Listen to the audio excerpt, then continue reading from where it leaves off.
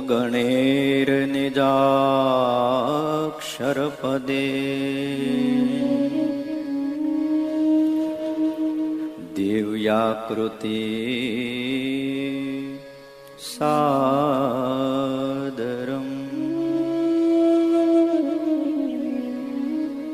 યો ભક્તો પ્રકટી બભૂવદયા ધર્માજન શ્રેયસે અત્રોન્મૂલયિતું ત્વધર્મમવેતું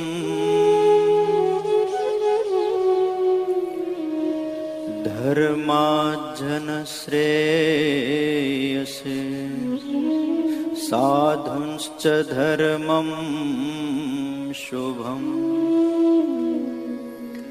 ધ્યાયેतं હરિમીશ્વરેશ્વરમહં સદ્બુદ્ધિદં સર્વદા.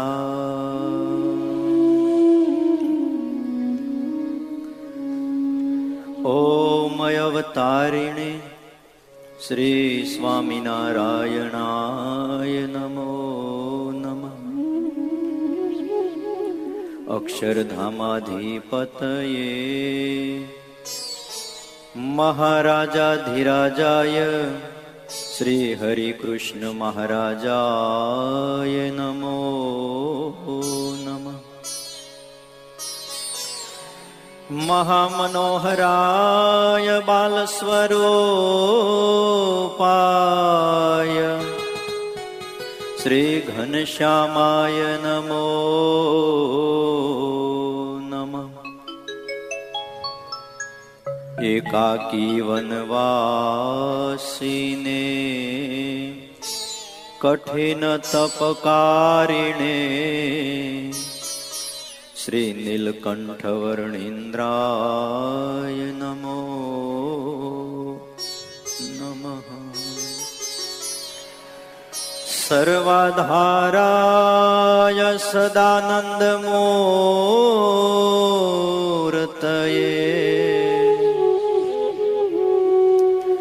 શ્રી સહજાનંદ સ્વામીને શ્રી નારાયણ મુનયે નમો નમઃ.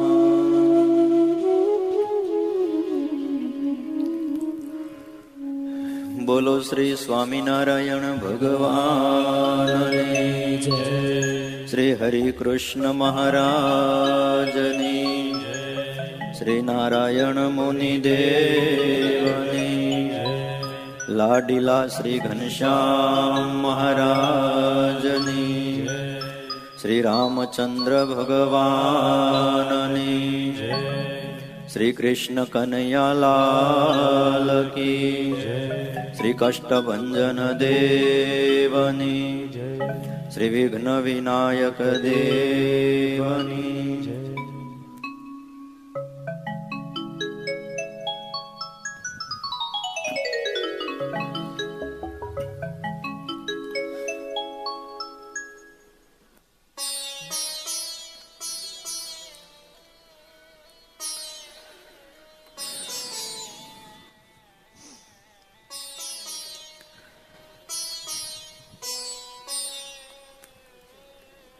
વાલા ભક્તજનો, સર્વાધાર અંતર્યામીપણે દરેકના હૃદયમાં વાસ કરીને વસેલા એવા પ્રાણાધાર ઈષ્ટદેવ ભગવાન શ્રી સ્વામિનારાયણ, વાત્સલ્ય મૂર્તિ પૂજ્યપાદ મોટા સ્વામી, સાધુ હૃદય પૂજ્યપાદ સ્વામી, આદરણીય વયોવૃદ્ધીશ્વર ચરણદાસજી સ્વામી, પૂજ્યપાદ હરિપ્રકાશદાસજી સ્વામી, હરિનારાયણદાસજી સ્વામી આદિક તમામ બ્રહ્મનિષ્ઠ સંતો, ભજનાનંદી પાર્ષદ અમારે રમેશ ભગત આદિ તમામ પાર્ષદો અને આપ સૌ વહાલા હરિભક્તો, ભાવથી જય સ્વામિનારાયણ.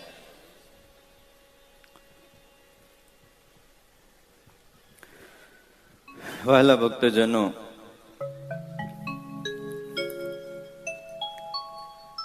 ગુણાતીત સત્સંગ શિબિર 8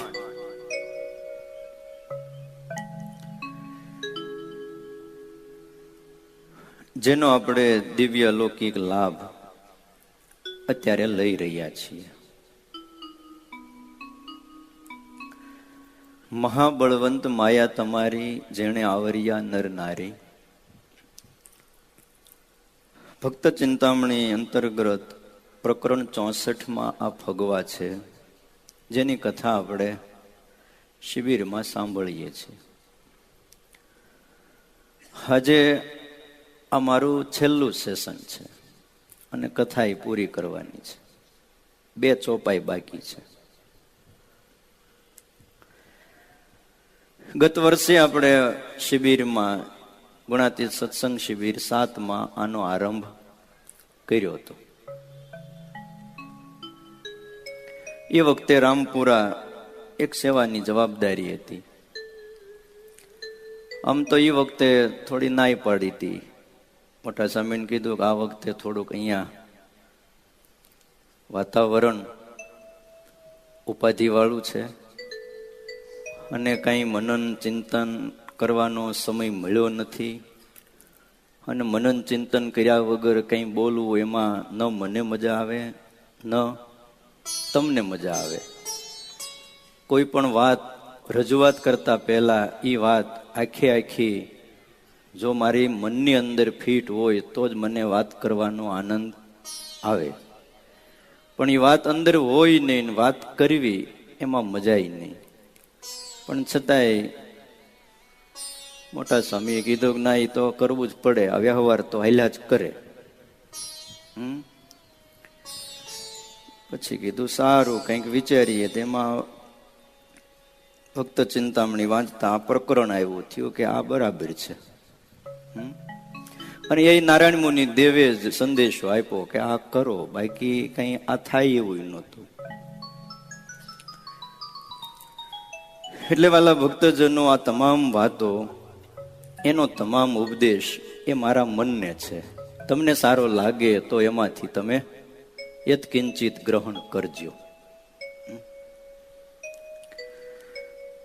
ગઈકાલે આપણે જોયું દેશોમાં પ્રભુ જગત મોટાઈ.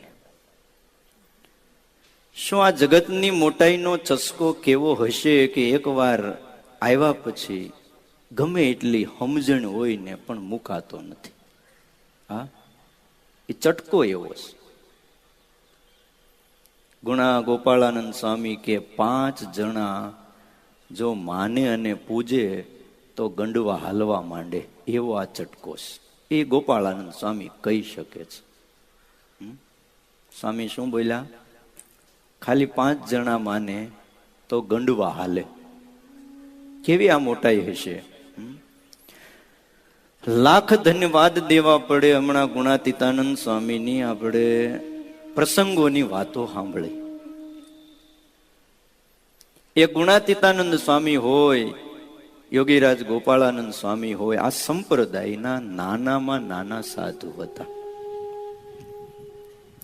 શ્રીજી મહારાજની હયાતી સુધી 500 પરમહંસોની પંક્તિમાં સૌથી પાછળ બેસનારા સાધુ એટલે ગોપાળાનંદ સ્વામી અને ગુણાતીતાનંદ સ્વામી હતા. ધુરંધરો સાધુ તો રામદાસ ભાઈ હતા.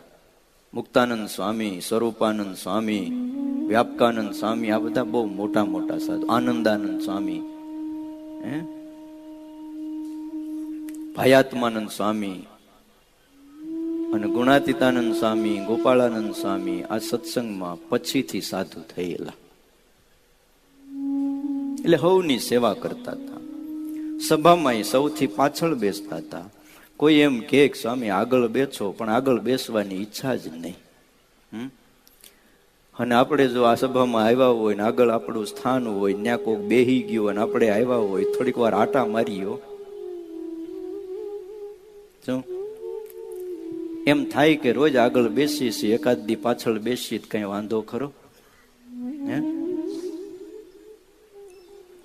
પણ મનમાં આપણને બહુ લાગી આવે છે. બસ આ કથાથી આપણે આપણા મનને એવું તૈયાર કરીએ, એવું ઘડીએ કે શું એક દિવસ આ શરીરની પણ રાખ થવાની છે. આ શરીરને ગમે એટલા હાર પહેરાવો, ગમે એટલી ચંદનની અર્ચાઓ કરો, ગમે એટલા એના વખાણ કરો, પણ શું અંતે શું? જો એટલે વિચારીએ આપણે. પણ સંપ્રદાયમાં આજે ગોપાળાનંદ સ્વામીને હવ યાદ કરે છે, ગુણાતીતાનંદ સ્વામીને હવ યાદ કરે છે. એક દિવસ જયારે જુનાગઢ ગયા સ્વામી, કોઈ જતા નહોતા. મહારાજ કે જુનાગઢ કોણ જાહે? મહંતાઈ આપી હતી. કોઈ મહંતાઈનો હાર પહેરવા તૈયાર નહોતા, કારણ કે જુનાગઢમાં શું છે, પથરા સિવાય કઈ નહોતું. કોણ જાય? મહારાજે યોગીરાજ ગોપાળાનંદ સ્વામી કે સ્વામી કોઈ હા નથી પાડતું. સ્વામી કે ગુણાતીતાનંદ સ્વામી હોય તો એમને બોલાવો. આવ્યા. મહારાજે ઉભા થઈને બધા હાર એમને પહેરાવી દીધા. કંઠમાં 4-5 હાર પહેર્યા હતા. લ્યો આ જુનાગઢના મહંત. પછી મહારાજ બોલ્યા કે સાથે કોણ જાય છે? કોઈ તૈયાર નહીં. એક જણ માણ તૈયાર થયો, અને બીજા એક ભગત, એ કઈક અડધા કહેવાતા, બહુ લાંબી સમજણ નહીં, બોલ પાર્ષદ. બસ 3 જણ જુનાગઢ ગયા. સ્વામી કે અમે અહીંયા આવ્યા, અમને અહીં શું થઈ ગયું? અને જોત જોતામાં 300 સાધુઓની મોટી ફોજ એ જુનાગઢમાં હતી. અને આજે આખા સંપ્રદાયમાં ગુણાતીત પરંપરાના જ 75% સાધુ છે, બાકી બીજી બધી પરંપરા 25%માં છે. આખા સંપ્રદાયમાં વધારેમાં વધારે ગુણાતીત પરંપરાના સાધુઓ આ સંપ્રદાયમાં છે. ભગવાને જેને મોટપ આપી છે, પોતે નથી ઈચ્છી. આપણે શ્રીજી મહારાજે વચનામૃત તમે વાંચતા હશો, પાને પાને એમાં વાતો આવે છે. એમાં શ્રીજી મહારાજે એમ કહ્યું છે કે સાધુ થાવું. શું કીધું? સાધુ થાવું. આપણે ગુરુ કે સદગુરુ થયા વગર સાધુ થાવું. કારણ મધ્યનું 22મું કદાચ બોલતો કે પ્રથમનું, સાધુ જેવી કોઈ મોટી પદવી નથી. ભગવાનના ભક્તો વિચારે જગતની મોટાઈ દુઃખદાયક છે, અને સાધુની મોટપ એ કોઈ દિવસ ટળતી નથી. પણ આપણને સાધુ થવું ગમતું નથી, આપણને એકાંતિક હરિભગત થવું ગમતું નથી. પણ કંઈક જો આ લોકની મોટપ હોય તો 5 માણા પૂછે, બસ પૂછે એટલે શું થાય? 5 માળા ઓછી ફરે. આપણે માળા લઈને બેઠા હોય, કંઈક વાંચવા બેઠા હોય, કંઈ સ્વાધ્યાય કરવા બેઠા હોય, અને 5 જણામાં આપણે પૂછાતા હોય, શું કરે લોકો? શું કરે? આપણને પૂછવું આવે કે નહીં? અને પાછું ન પૂછે તો પાછું દુઃખે બહુ હોય. એકવાર આપણને 5 માણા પૂછતા થઈ ગયા, ને કોઈ 5 માંથી એકાદાય ન પૂછ્યું એટલે તરત આપણને એમ જ થાય આને મારો મહિમા નથી. ખોટ કેટલી! હવે હરિભગત હારો હોય, એને ઘણી વાર બિચારાને એવું ખ્યાલ ન હોય કે આપણે પૂછવું જોઈએ. સહજ રીતે એને કામ કર્યું હોય, પણ આપણને એમ થાય આ શિબિરમાં મને આ સ્થાન મને હોપેલું, અને મને પૂછ્યા વગર આ કેમ થયું? આ દુઃખ ક્યાં જ થયું? પૂછડામાં જ થયું? બીજેથી? આ પૂછમાં જ દુઃખ ઉભું થયું. એના કરતા સહજ મળ્યું, સહજ રીતે જીવીએ, એમાં જે આનંદ છે એવો આનંદ વાલા ભક્તોજનો ક્યાંય નથી. શ્રીજી મહારાજ તો આપણને સાધુ કરવા માગે છે. આપણને ગુરુ, સદગુરુ, મહંત કે કોઠારી કરવા નથી માગતા. આપણને સાચા અર્થમાં સત્સંગી કરવા માગે છે. કેમ આની આપણને લગ્ની અને તાલાવેલી લાગતી નથી? આવી અદભુત માગણી કરી છે. અને ત્યાર પછી ઉત્તર ગુજરાતના ભક્તો માગે છે અદભુત 29મી ચોપાઈ છે.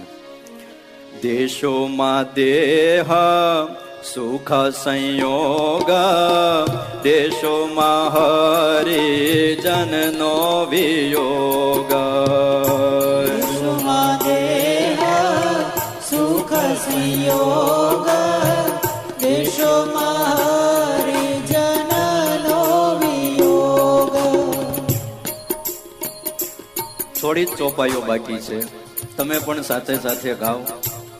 બહુ અદભુત છે. તમને એમ થતું હશે કે આમાં માંગ્યું છે કે દેહનું સુખ અમને ન દેશો, અને કદાચ ભગવાન રાજી થઈ જાય, ઢળક ઢળી જાય અને દેહનું સુખ બધું લઈ લે તો ચિંતા ન કરો. જેણે મનુષ્ય દેહ આપ્યો છે, આજ દિવસ સુધી જેણે દાંત આપ્યા એને ચાવવાનું આપ્યું છે, એની ઈચ્છામાં આ દેહને પ્રવર્તવા દ્યો. દેશોમાં દેહ સુખ સંયોગ દેશોમાં હરિજનનો વિયોગ. દેશોમાં દેહ સુખ સંયોગ હે મહારાજ, હરિજનનો વિયોગ પણ અમને નહીં આપતા. દેશોમાં હરિજનનો વિયોગ.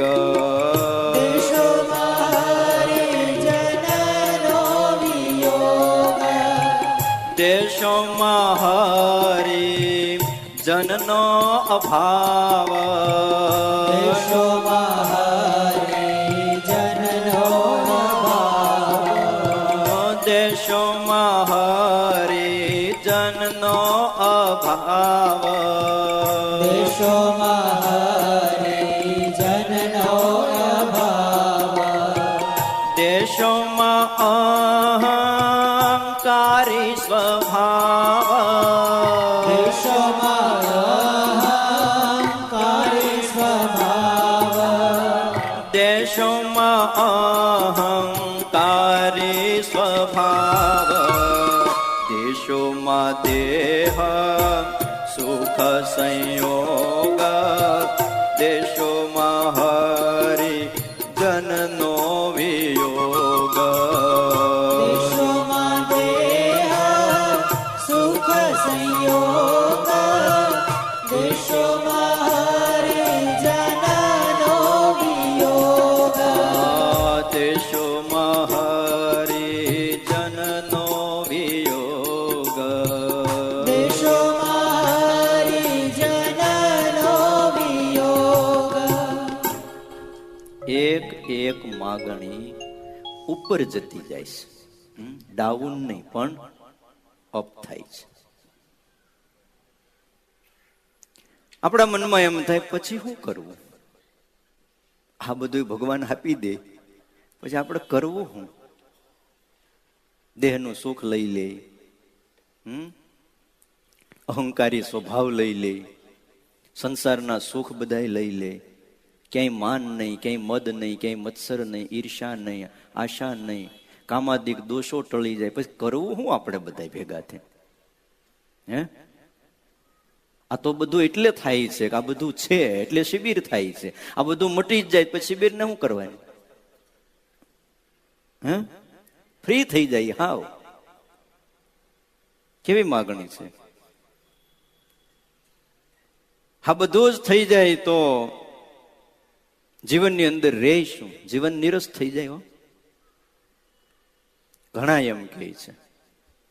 મહારાજ વખતે પણ વૈરાગીઓ કહેતા कि स्वामी नारायण ने तो बहुत खराब किया इस जगत में आके. जीवन मुक्ता ने तो हमेरा सब सुख छीन लिया. हाँ, આવું બોલતા હતા. કોઈએ કીધું મહાત્માજી શું તમારે સુખ હોય સાધુ મહાત્માને? सब छोड़ के बैठे हो तो बैठे रहो, हरि का नाम लो, राम का भजन करो. अरे क्या बात करता है तू? दुनिया में दो सुख है, एक धन का सुख है, दूसरा स्त्री का सुख है. दोनों स्वामी नारायण ने खींच लिया. क्या सुख मान्यूस बोलो? हैं? धन का सुख भी रहने नहीं दिया, राम की का सुख था हमको वो भी नहीं रहने दिया. साले स्वामी नारायण वाले साधु लोग राम की निंदा करते. कहां से प्रकट हुए? आकाश में से उतराए? आवी लोग निंदा करता. जो राम की वगर तो राम को जीवी नहीं हकतो. તમે વિચાર તો કરો. આ બધા સુખ વયા જાય પછી હું મજા આવે? હે? વિષયો જ્યારે ખેંચાઈ જાય છે ત્યારે લોકો મરવા તૈયાર થાય છે. બાપ, મરવા તૈયાર થાય છે. વિષયની હૂંફે જ મોટા ભાગના લોકો જીવન જીવતા હોય છે. બસ કોને અંદરનો આનંદ છે, કોને પરમાત્માની એવી ભડભડતી ભૂખ લાગી છે કે ભગવાન વિના ન જીવી શકે? જીવન થઈ જાય જીવન પરમાત્મા. માછલાને જળ જીવન છે, આપણે જળનો યોગ હોય ત્યાં સુધી હાલે ચાલે ક્રીડા કરે બધું જ થાય. એમાંથી બહાર કાઢો એટલે એની ચંચળતા મટી જાય. શ્રીજી મહારાજ કે જીવ પ્રાણી માત્ર પંચ વિષયના આધારે જીવે છે, એનાથી જુદો કરો એટલે મરવા તૈયાર થાય. પણ જેને જીવન એક ભગવાન મનાઈ જાય, આ આપણું શરીર છે, એને દેહ કહેવાય. આમાં દેહ સુખ દેશો ને એવું કહ્યું. આ શરીર કોના આધારે ટીક્યું છે? આ શરીર હાલે છે, ચાલે છે, બેઠા છો, ખાધેલું પચે છે, શિબિર પૂરી થાય પછી ઊભા થઈને બહાર જાશો, આ બધું કોને લઈને થાય છે? જે કાંઈ વિચારો છો અંદર આત્મા છે એટલે. આ શરીરમાંથી આત્મા નીકળી જાય તો શું થાય? આ શરીરને શું કહેવાય? શબ કહેવાય. અત્યારે આપણી બાજુમાં બેઠા હોય, આત્મા નીકળી જાય પછી આમાંનો એક જણો એને અડવા તૈયાર ન થાય. ભલે અહીં વ્યાસપીઠે બેઠા હોય, અહીંયા ઢળી ગયા હોય, પછી વિચાર કરે અડશું તો નવા જવું પડશે, સાંજે જમાશે નહીં. થાય કે ન થાય? ભાઈ નહીં ઢળી જાય હાથ પાડો.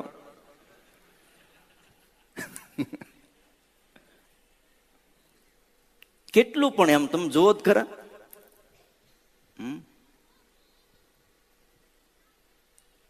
આ શરીરમાં આત્મા છે એટલે બધું જ છે.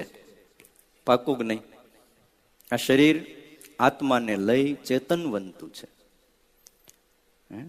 શરીરની અંદર આત્મા છે. તો આત્મા કોને લઈને ચેતનવંતો દેખાય છે? આત્મા ચેતન જ છે, પણ આત્મા કોને લઈને? આત્માનું અસ્તિત્વ કોને લઈને છે? તો કે એ આત્માની અંદર અંતર્યામી પરમાત્મા બેઠા છે. સુખ સાગર ભગવાન સ્વામી નારાયણ બેઠા છે. એને લઈને આપણો આત્મા એ બળમાં છે. જેમ શરીરમાંથી આત્મા નીકળી જાય પછી શરીર કાંઈ કરવા સમર્થ નથી, એમ આપણા આત્મામાંથી પરમાત્મા એની અંતર્યામી શક્તિ ખેંચી લે. શું થાય? વિરાટ જેવો વિરાટ, એની અંદર પણ અંતર્યામી રૂપે ભગવાને પ્રવેશ ન કર્યો ત્યાં સુધી એ પણ પોતાના દેહની ક્રિયા કરવા સમર્થ ન થયા. તો આપણાના આત્માના આધાર કોણ છે? ભગવાન થયા કે નહીં? જો આત્માની અંદર પરમાત્મા ન હોય તો આત્માનું કોઈ અસ્તિત્વ નથી. આત્મા શબ સમાન છે. જેમ શરીરમાં આત્મા નથી તો આ શરીર શબ થઈ જાય, એમ આપણા આત્મામાં જો આપણા પ્રાણાધાર ન હોય તો આપણો આત્મા પણ શબ જેવો છે, કાંઈ ન કરી શકે. ગમે એટલે અત્યારે ભલે ફડાકા મારતો હોય, કાંઈ ન થાય. આત્માનું અસ્તિત્વ પરમાત્માને લઈને જ છે, એટલે આત્માનું જીવન કોણ છે? પરમાત્મા. મનાય છે. આપણે આપણા શરીરને કેટલું સાચવીએ છીએ કે જે એક દિવસ નથી રહેવાનું, ક્ષણે ક્ષણે જેમાં વિકારો થયા કરે છે. ગર્ભે નિવાસી, જ્યારથી ગર્ભમાં આત્માનો પ્રવેશ થાય, પ્રતિદિનમ મૃત્યુના મુખમાં જ એ પ્રવેશતો જાય છે. ક્ષણે ક્ષણે એમાં વિકારો આવ્યા જ કરે છે. અસ્થિર જાયતે વર્ધતે વિપરિણમતે અપક્ષીયતે નશ્યતિ, આ વિકારો છે. જન્મ પછી એનું હોવું અસ્તિત્વ. જાયતે જન્મવું, વર્ધતે પછી વધે, વિપરિણમતે વધવાનું અમુક ઉંમર સુધી, પછી આમ વધે. જેટલું વધવું એટલું. પછી અપક્ષી હતી એટલે પછી એમાંય ફેરફાર થઈ જાય, કરચલીઓ શરીરમાં પડી જાય, આંખો ઊંડી વહી જાય. 32 શેઠિયાઓ કે હાલો હવે એ થાણું ફેરવે, પેટલાદ પૂરી માલ ખપે નહીં તોય ઓર્યા જ કરે. ઓલા કે રેવા દો, મંદી હાલે છે, નથી માલ ખપે, એમ સ્ટોક થઈ ગયો જાજો, 11 વર્ષનો પીડ્યો છે હજી, તોય નાખ્યા કરે. પેટલાદપુરીમાં કોઈ માલ ખપે નહીં, હસ્તપુરી ધ્રુજવા માંડે, પાદપુરી પણ સ્થિર નો રહે, આ બધું થઈ જાય. કર્ણપુરી ઉજળ થઈ જાય. હું કીધું ભાઈ? કાંઈ કીધું ને સ્વામિનારાયણ કરો. આ દશા થઈ જાય અને છેલ્લે નાશ પામી જાય. ભગવાનનો ભક્ત વિચાર કરે કે આત્માનું જીવન પરમાત્મા છે, એના વગર જો આ શરીર આત્મા વગર ન રહી શકતું હોય તો આપણો આત્મા પરમાત્મા વગર કેમ રહી શકે છે? ભગવાન ભૂલાય છે છતાંય દુઃખ નથી અને જીવન એમનું પસાર થતું જાય છે. અને હવ માનીએ છીએ સત્સંગમાં બહુ આનંદ આવે, બહુ આનંદ આવે. શેનો આનંદ છે? માનસીમાં ઝાંખી થઈ, પૂજા કરતા, શ્રી હરિનું સ્મરણ કરતા, ક્યારે આમ એ સ્વરૂપ આમ નજર સામે આવીને ઉભું રહ્યું. શેનો આનંદ છે વિચારો. એક જણાએ કીધું આનંદ બહુ આવે, બીજાએ કીધું આનંદ બહુ આવે, ત્રીજાએ કીધું આનંદ બહુ આવે. કાલે બપોરે પૂર્ણાહુતિ થઈ જાય, આરતી ઉતરશે, જય સદગુરુ સ્વામી પ્રભુ જય સદગુરુ. હાલો લ્યો ત્યારે. અને કહેવામાં આવશે સેવાભાવી રોકાજો, મંડપ વીખવો છે. અને મંડપને ઠેકાણે પાડીને થાંભલા આમ ને કાપડ આમ ને હાલો લ્યો ત્યારે. શું પણ આનંદ તો એક સહજાનંદનો છે, અને એ જ્યાં સુધી ન અનુભવાય, મોટા ભાગના આશીર્વાદથી કામ કરી લેવું છે. હા, અપવાદ છે, અપવાદ. અપવાદને નિયમ નો જ બનાવાય. શું? કોઈ પણ વ્યક્તિ અપવાદને નિયમ નો બનાવે. ક્યાંક થયું છે એ એની પૂર્વની સાધના છે. ડાયવર્ઝન ને નેશનલ હાઈવે 8 નો બનાવાય. સમજાય છે? શેના માટે હોય ડાયવર્ઝન? કામ ચલાવવું હોય. 5 વાના તો અવશ્ય કરવા, એમ શ્રીજી મહારાજે વચનામૃતમાં કહ્યું. એના ઉપર ભગવાનની કૃપા થાય છે એવું કહ્યું. મોટા પુરુષ રાજી થાય તો રંક હોય તો રાજા થાય, ગમે એવા ભૂંડા પ્રારબ્ધ હોય તો રૂડા થઈ જાય, ગમે એવું વિઘ્ન આવનારું તો ટળી જાય. આ વાત વચનામૃતમાં 58માં પ્રથમના શ્રીજી મહારાજે કરી. તરત પ્રશ્ન પૂછાયો, મોટા રાજી કેમ થાય? તો કે કામ, ક્રોધ, લોભ, મોહ, મદ, મત્સર, આશા, તૃષ્ણા આદિક અંતઃશત્રુઓનો ત્યાગ કરે. શું કીધું? આ બધુંય છોડી દે પછી મોટા રાજી થાય.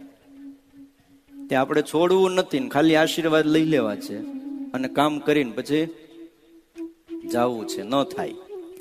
આપણું શરીર જો આત્મા વિના ટકતું ન હોય તો આપણો આત્મા ભગવાન વિના કેમ લીલા લેર કરે અને કેમ સુખ આવે? એને રાતની ચિંતા હોય, માછલાને જળમાંથી બહાર કાઢો, તરફડિયા મારવા માંડે, ઠેકડા મારે, રહી જ ન શકે. એમ આપણો આત્મા ભગવાન ભૂલે એટલે એને એટલો આમ તરફડિયા મારવો જોઈએ. આહા, જિંદગીમાં 40 વર્ષ, 50 વર્ષ, 60 વર્ષ, 75, 70, 80 વર્ષ વહી ગયા, મેં શું કર્યું? આ સંતો સંસ્કૃત ભણે જ, પૂછી જોજે એમને. ગોપાળાનંદ સ્વામીએ ઉપનિષદ ઉપર ભાષ્ય કર્યું. એમાં કઠોપનિષદમાં નચિકેતાની વાત આવે. નાયમ આત્મા પ્રવચન એને લભ્યો. એ શ્લોકના ભાષ્યમાં ગોપાળાનંદ સ્વામી એવું બોલ્યા, અસતી સાક્ષાત્કારે ન સંસાર નિવૃત્તિ. જ્યાં સુધી પરમાત્માનો સાક્ષાત્કાર કોઈ પણ આત્માને ન થાય ત્યાં સુધી સંસારથી નિવૃત્ત એ આત્મા થતો નથી. શું? એક વાર એને અનુભવ થવો જોઈએ. તમે ગમે એ કરો, સેવા કરો, માળા કરો, ધ્યાન કરો, ભજન કરો, સાધુનો સમાગમ કરો, ચાહે કાંઈ પણ કરો. માટે સમય નથી બીજાની હારે માથાકૂટ કરવાનો. આપણે આપણા અંતઃશત્રુની સામે લડીએ અને એને ઓછા કરીએ. આમનું ક્યાં સુધી બીજાની પંચાયત કરતા રહીશું? જેને જે કરવું એ કરવા દો. આપણે શું કરવાનું છે? આપણે અહીંયા શું કામ આવ્યા છીએ? ક્યાં જવાનું છે? ક્યાંથી આવ્યો છું? શું કરું છું? આનો નિત્ય મારે તમારે વિચાર કરવાનો છે. ઘણા એમ કહેતા હોય આપણને સત્સંગમાં મજા નથી આવતી. ઘરે બધું હરખું હોય ત્યાં મજા આવે. સત્સંગની મજા ક્યારે આવે? જ્યારે બધું લૂંટાઈ જાય. શું? બધું જ લૂંટાઈ જાય ત્યારે એ ભગવાનનો ખરેખરો આનંદ કહેવાય. ખરેખરો રાજીપો કહેવાય છે. ભાગવતમાં લખ્યું, યસ્યાનુગ્રહમ ઈચ્છામિ તસ્ય વિત્તમ હરામ્યહમ.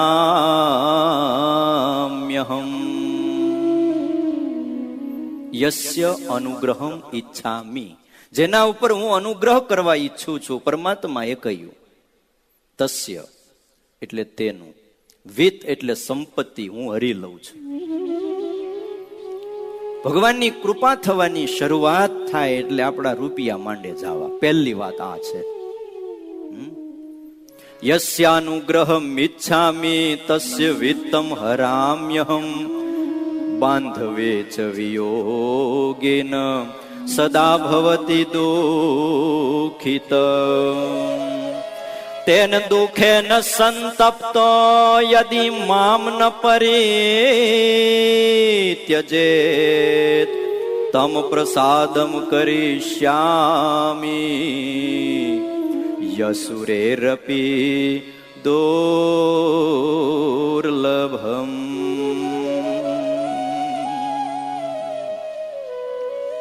બાંધવે ચ વિયોગેન, પછી એના જેટલા સંબંધી છે ને એ બધાય સંબંધીથી એને જુદો કરી દઉં છું.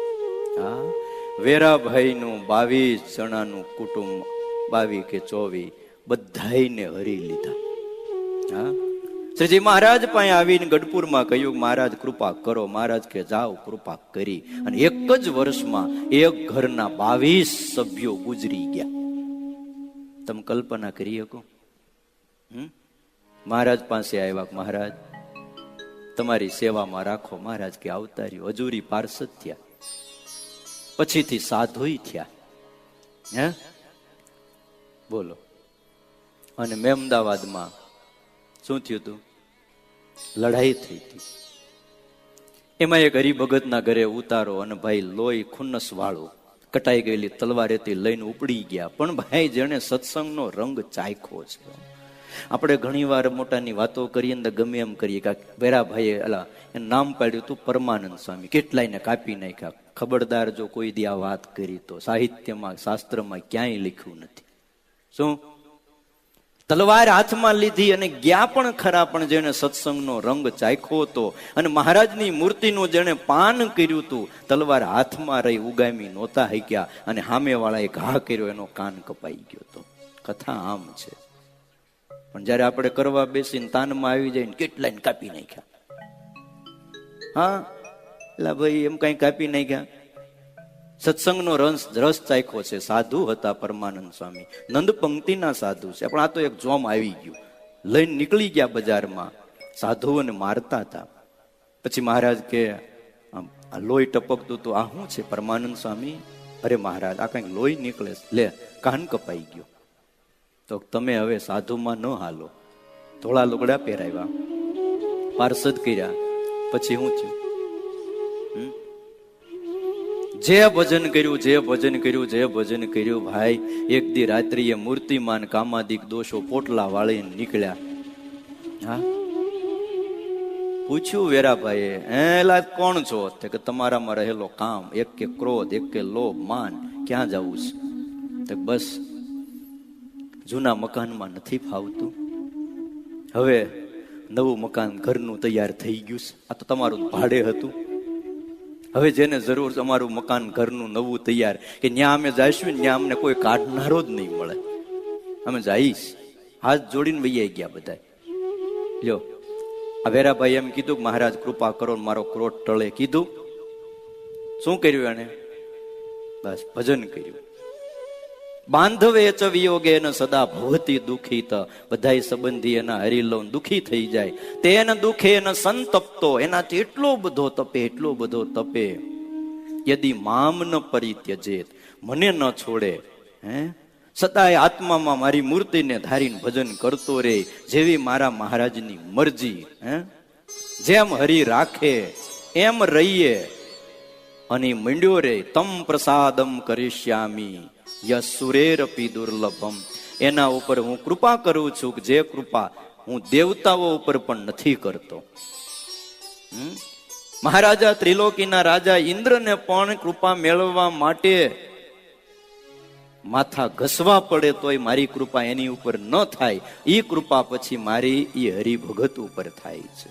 બોલો, વિચાર તો કરો. બધું જ લઈ લે ત્યારે ખરો રાજીપો છે. આપણને અત્યારે આનંદ આવે છે, પંચ વિષયનો છે. વેમમાં ન રહેતા કે ભગવાનનો આનંદ આવે છે.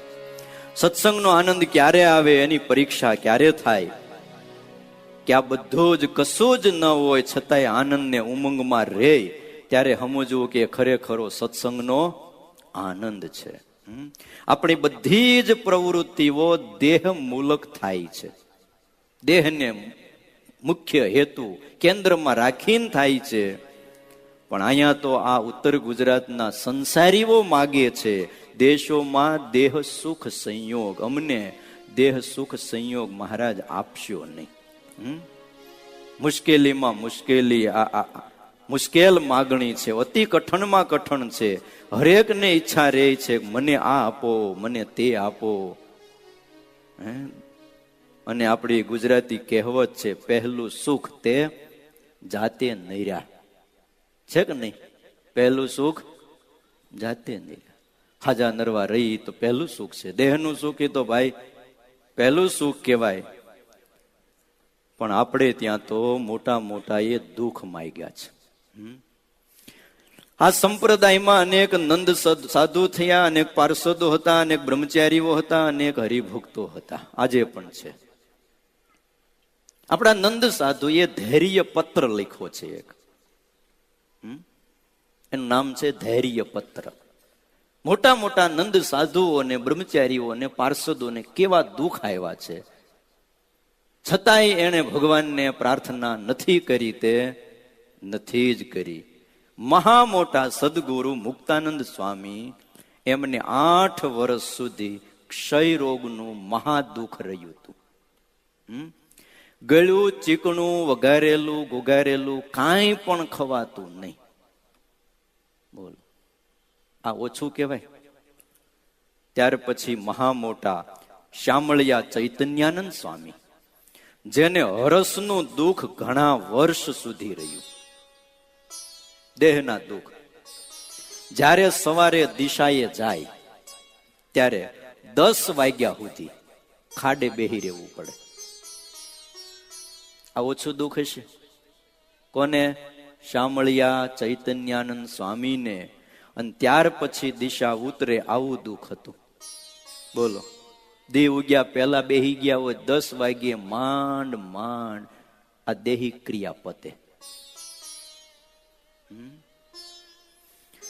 મહા મોટા નૃસિંહાનંદ સ્વામી, જેને પણ હરસનું દુઃખ ઘણા વર્ષો સુધી રહ્યું છે.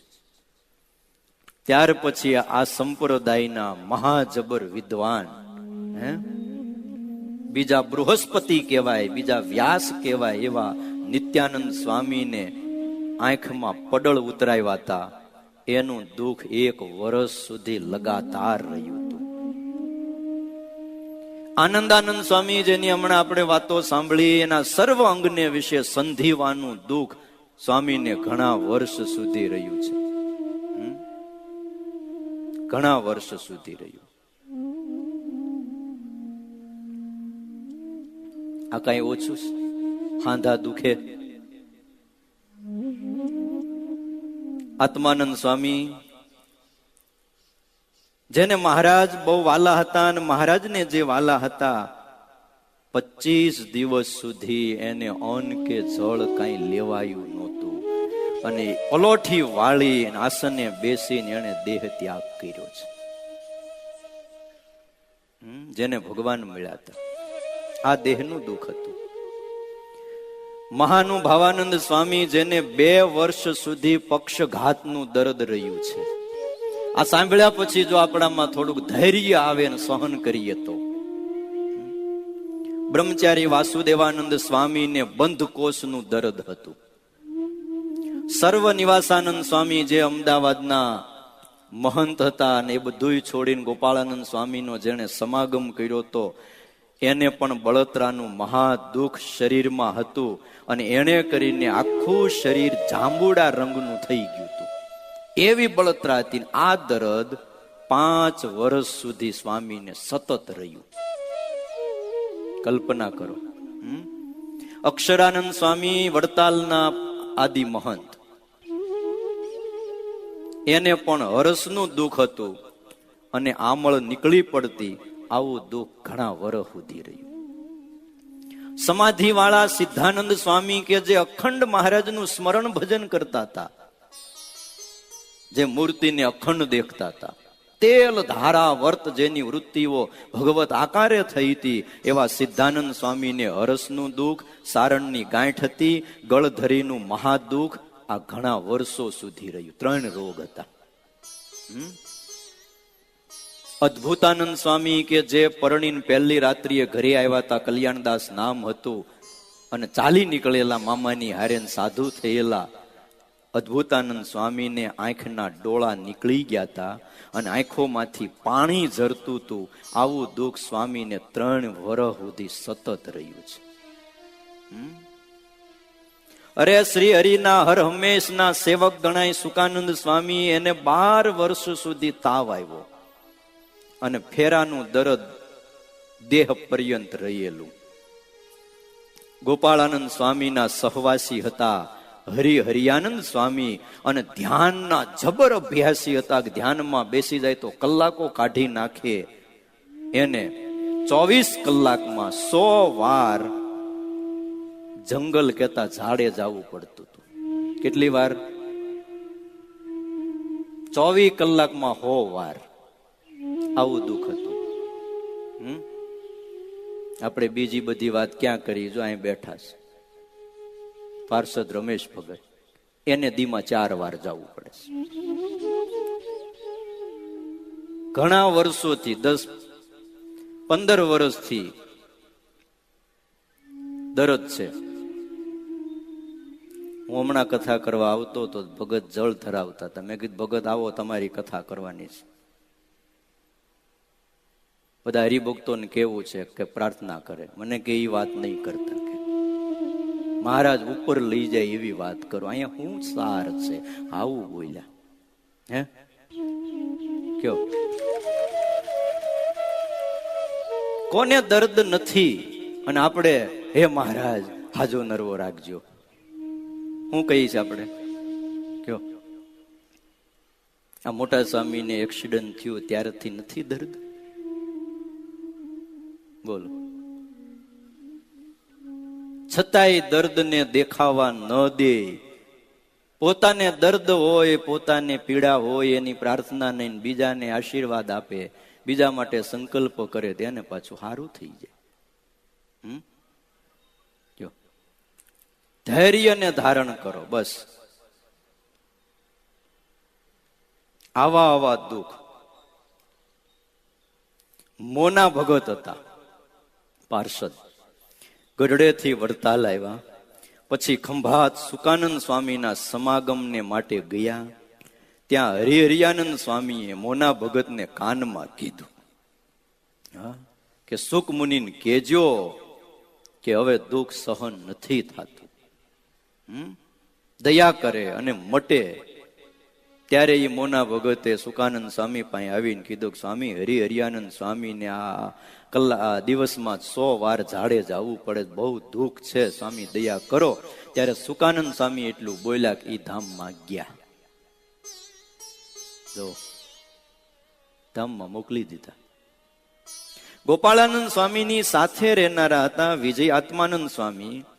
એ મંડળ સહિત ઉમરેઠ આવ્યા અને ત્યાં એમણે એક ભક્તને ગોપાળાનંદ સ્વામી પાસે વડતાલ મોકલ્યા અને સ્વામીને કહેવરાયું, વિજય આત્માનંદ સ્વામીને બહુ દુઃખ છે, સ્વામી બહુ દુઃખ છે, સહન નથી થતું. ત્યારે ગોપાળાનંદ સ્વામી કીધું કે એ ધામમાં ગયા, આવા દુઃખ સહન કરીને ગયા. રઘુનાથાનંદ સ્વામી હતા જેને 2 વર્ષ સુધી વાયુનું દુઃખ હતું. બદ્રીનાથાનંદ સ્વામી હતા, 2 વર્ષ પક્ષઘાતનું દુઃખ રહ્યું અને પછી એને દેહ ત્યાગ કર્યો.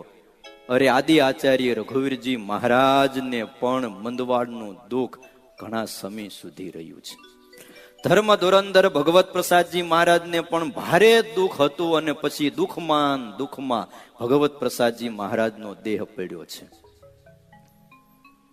વચનામૃતના પાને જેનું નામ લખાયું એ દાદા ખાચરને પણ 11 દિવસ સુધી પેશાબ બંધ થઈ ગયો હતો.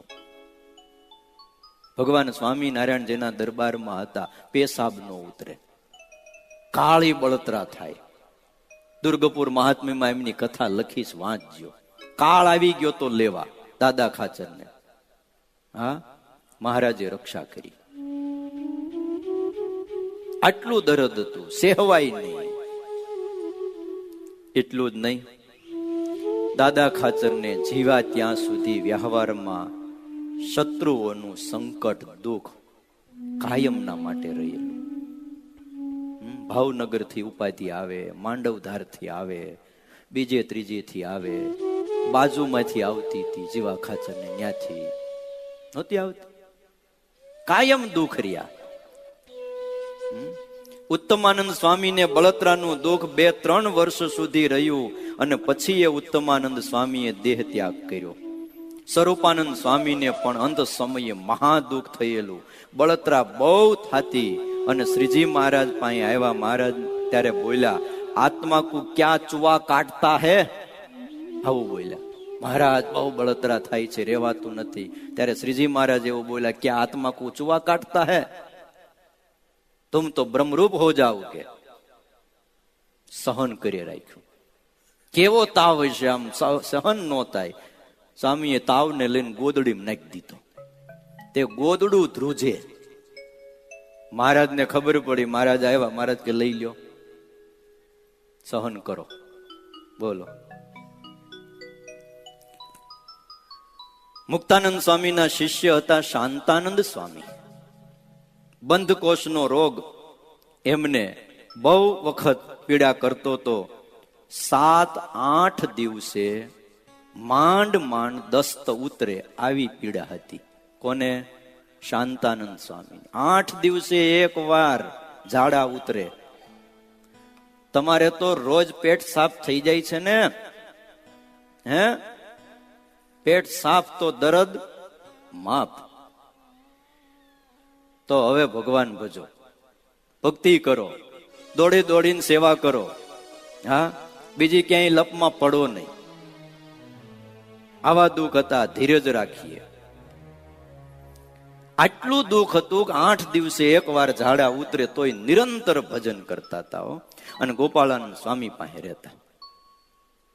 ગઢડામાં ગુમાનજી પાળા હતા, શ્રીજી મહારાજની સેવામાં રહેતા. શ્રીજી મહારાજ ધામમાં ગયા પછી સાધુ થયેલા વાસુદેવ ચરણદાસજી એમનું નામ હતું. વડતાલમાં રહેતા અને અંત સમયે શૂન્ય વાયુનું દુઃખ થઈ ગયેલું, એટલે કોઈને ઓળખે નહીં અને બોલવાની શુદ્ધિ નહીં. શું બોલે એનું કઈ નક્કી નહીં. હા, બેભાન સ્થિતિ. અને આવી રીતે રહેતા એ વાસુદેવ ચરણ સ્વામીએ દેહ ત્યાગ કર્યો. તો શું એ ધામમાં નથી ગયા? અને આપણે આમ ગલગોટા જેવા એટલે હું ધામમાં વયા જાઉં એમ? હે, બોલ. આવા દર્દ. મૂળીમાં જગજીવનદાસજી સ્વામી હતા, એને પણ શૂન્ય વાયુનું દુઃખ ઘણા સમય સુધી રહ્યું. અરે ગઢડામાં સાધુ મહાપુરુષ દાસજી સ્વામી હતા, 16 મહિના સુધી એને ઘણું દુઃખ રહ્યું. પછી દેહ છૂટ્યો. મોટા મુક્તોને પણ વાલા ભક્તજનો ઘણા દુઃખ અંત સુધી હતા. માટે ભગવાનના ભક્ત હોય, દેહધારી હોય અને દેહના યોગે કરીને દુઃખ આવે તો એને શુભ વિચારથી સહન કરી અને ભગવાનનો ભક્ત પોતાની સ્થિતિમાં રહે, ભજન કરે. સ્થિતિ મૂકીને હાવ ઘેલો ન થઈ જાય. અજ્ઞાની જીવો દેહાદિકના દુખે ઘેલા જેવા થઈ જતા હોય. અરે પરમેશ્વરને મૂકીને ક્યાંય ક્યાંય દોડવા માંડતા હોય છે. રાત દિવસ જગતના જીવ ઉદ્યમ કરતા હોય છે, પણ પ્રભુ કૃપા અને એની મરજી વગર એક પણ દુઃખ ક્યારેય ટળતું નથી. આ ધૈર્ય પત્ર આપણા સાધુઓએ લખેલો છે. સ્વામિનારાયણ સંહિતા કયો સ્વામિનારાયણ સંહિતા મૂળીમાંથી બહાર પડેલું પુસ્તક છે.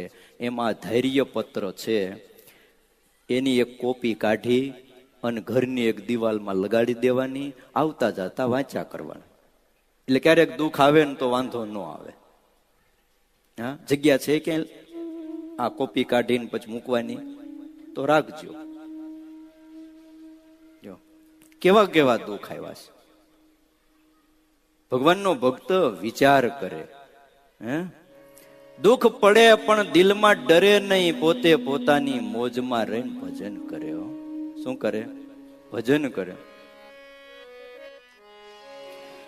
દુઃખ પડે દિલમાં ન ડરીએ, આપણે આપણી મોજમાં રહીએ.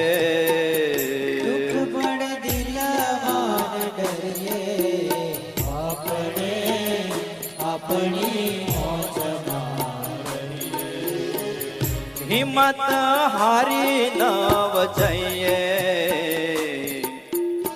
આપણે આપણી મોજમાં રહીએ. હિંમત હારી નવ જઈએ, આપણે આપણી મોજમાં રહીએ. આપણે આપણી મોજમાં રહીએ.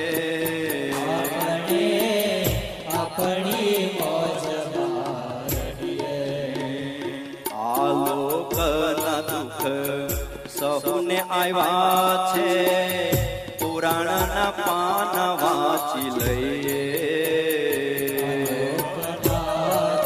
આ લોકના દુઃખ તો બધાઈને આવ્યા છે. ઇતિહાસ પુરાણને ક્યારેક વાંચી જો. ધીરજ ધારતા ફળ મીઠા મળતા,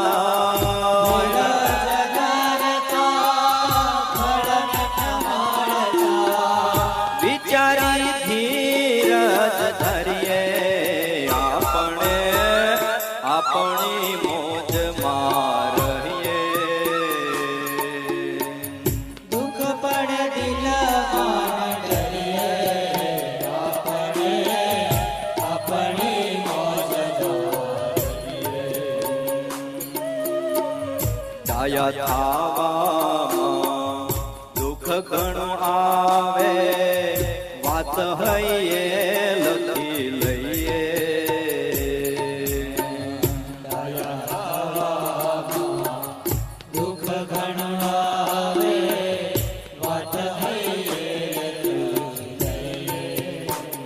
ભજનમાં ભંગ પડે મૂર્તિ ભૂલાય, ભજનમાં ભંગ પડે મૂર્તિ ભૂલાય. ભજનમાં ભંગ પડે મૂર્તિ ભૂલાય. ભજનમાં ભંગ પડે મૂર્તિ ભૂલાય. એવું તે કામ ના કરીએ, આપણે આપણી મોજમાં રહીએ. દુઃખ પડે દિલમાં ન ડરીએ, આપણે આપણી મોજમાં રહીએ. આપણે આપણી મોજમાં રહીએ. આપણે આપણી મોજમાં રહીએ. શ્રીજી અને સંતનું બળ રાખી હૈયે, પંથ આપણો કાપે જઈએ. બસ મહારાજ અને સંતોનું બળ રાખીએ, આપણે આપણો પંથ કાપે જઈએ. દાસ હરિ કૃષ્ણ મંજ મંજિલ પામશું. હરે કૃષ્ણ મંજિલ પામશું. દાસ હરિ કૃષ્ણ મંજિલ પામશું. દાસ હરે કૃષ્ણ મંજિલ પામશું. હાથ હરિનો જાલી લઈએ આપણે આપણી મોજમાં રહીએ. દુઃખ પણ દિલમાં ન ડરીએ, આપણે આપણી મોજમાં રહીએ. હિંમત હારી નવ જઈએ આપણે આપણી મોજમાં રહીએ. હિંમત હારે નવ જઈએ, આપણે આપણી મોજમાં રહીએ. દુઃખ પડે દિલમાં ન ડરીએ આપણે આપણી મોજમાં રહીએ. દુઃખ પણ દિલમાં ન ડરીએ, આપણે આપણી મોજમાં રહીએ. આપણે આપણી મોજમાં રહીએ. આપણે આપણી મોજમાં રહીએ. આપણે આપણી મોજમાં રહીએ. આપણે આપણી મોજમાં રહીએ. કુંતાજી દુઃખ માંગ કેલીનો કુંતાજી દુઃખ માંગ કેલીનો यही भक्त की रीत वही विषय सुख स्वप्न में न लहे जागो प्रभु पद प्रीत वही विपदा संतु न शश्वत तत्र तत्र जगत गुरो. कुंताजी एम कही, हे महाराज, વિપદ સંતુ ન શશ્વત તત્ર તત્ર જગત ગુરુ. અમને ડગલે ને પગલે તમે દુઃખ દેજો, અમારે સુખ નથી જોતું. કુંતાજી દુઃખ માંગ કે લીનો યહી ભક્ત કી રીત હોય. આ ભક્તની રીત છે. એને દુઃખો માંગ્યા છે અને દુઃખો આવ્યા તો એને ધીરજ રાખી છે. વિષય સુખ સ્વપ્ન મેં ન લહે જાકો પ્રભુ પદ પ્રીત વઈ. અમારે દેહના સુખ નથી જોતા. જોવો કદરજ મહા દુખિયા કાયવા, સુખ દુઃખ મનમાં ન લાવ્યા, ત્યારે મોહનના મનમાં ભાવ્યા છે. હરિજન થઈને હાણ વરદ સુખ દુઃખ મનમાં નવ હારીએ. ટાળ્યા નવ ટળે ઘટ સાથે ઘડ્યા હિંમત નવ હારીએ. ટાળ્યા ટળે એમ જ નથી, ઘટની હારે એટલે આ દેહની હારે ઘડાઈ ગયા છે. ભાગવતના 10મ સ્કંધની અંદર નામ વગરના કદરજની કથા આવે છે. એક બ્રાહ્મણ હતો, એમ કરી અને વાતની શરૂઆત ભાગવતમાં કરવામાં આવી. પહેલા બહુ સુખી હતો આ બ્રાહ્મણ, પછી દુખી થયો. લોકોએ એનું અપમાન કર્યું, તિરસ્કાર કર્યો, મસ્કરી કરે લોકો આ બ્રાહ્મણની, અને મનમાં એ દુઃખ લાવતા નહીં. કેવો એને કેફ હશે. માણસ સુખમાંથી દુઃખમાં જાય ને એટલે સમાજ એની મસ્કરી કરે. તમે જોજો,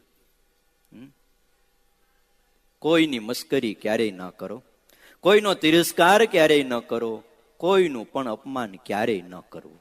હા, ક્યારેક હસવામાંથી ખસી જવાય છે. હા, બહુ ધ્યાન રાખવું.